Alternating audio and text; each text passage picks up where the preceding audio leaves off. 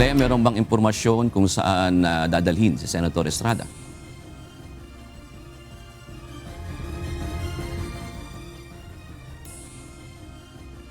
Fifth Division o yung korte ang magdidesisyon kung saan ang commitment order o kung saan ikukulong itong si Senator Jinggoy Estrada. At kanina nga o kanina mga 5:30 ng hapon ay dinala na ang senador sa Sandigan Bayan. Samantala June 4:18 kaninang hapon na makarating itong grupo ni Senator Jinggoy dito sa Campo Crame, partikular dito sa headquarters ng Criminal Investigation and Detection Group. Kasama ni Senator Jinggoy ito ang CDIL Secretary John Vic Remulla at maging si Senate President Alan Peter Cayetano.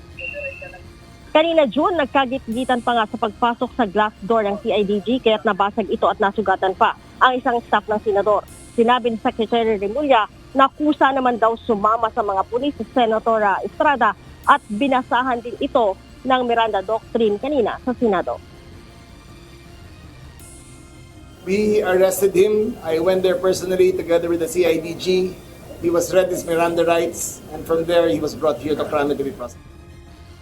Bagamat nagkaroon ng pagtatalo dun sa pagitan ni Senate President Alan Peter Cayetano at Secretary Remulla sa gagawing pag-aresto sa loob ng Senado dahil sa paggigiit ng parliamentary immunity na naig pa rin daw aniya kung ano ang nasa batas.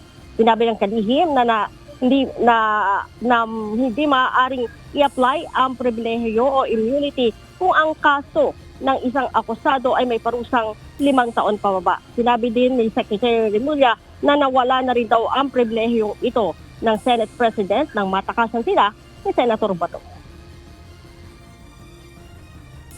The question was whether yung separation of the executive and the judiciary and the legislative.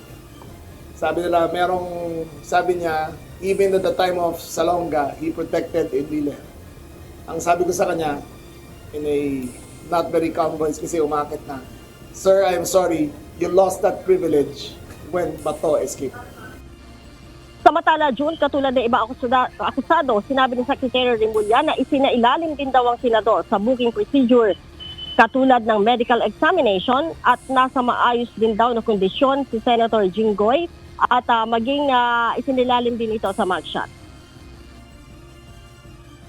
Senator Jinggoy cooperated fully together with the other accused. They were found to be in good health and are now on their way to face the court. Nagtagal ang mambabatas na mahigit 1 oras sa loob ng CIDG headquarters bago sekretong umalis bandang 5:30 ng hapon patungo ng Sandigan Bayan para naman ibalik ang warrant sa issuing court. Dagdag ng kalihim, ang Sandigan Bayan ang magdidesisyon kung saan ikukulong si Jinggoy. Samantala, June, kinumpirma din ni Secretary Remulla na matapos isa ilalim sa medical exam at makitang mataas ang BP na nasa 192/100, si dating DPWH Secretary Manuel Bonoan ay dinala ito sa PNP General Hospital. Kung gaano daw ito katagal sa PNP-GH ay nakabase daw ito sa pagbaba ng BP bago dalhin sa Sandigan Bayan. June, si Senator Estrada, dating DPWH Secretary Manuel Bonoan at 3 iba pa ay nahaharap sa kasong plunder dahil sa anumalyang flood control project ng pamahalaan. Maraming salamat, Lea Ilagan.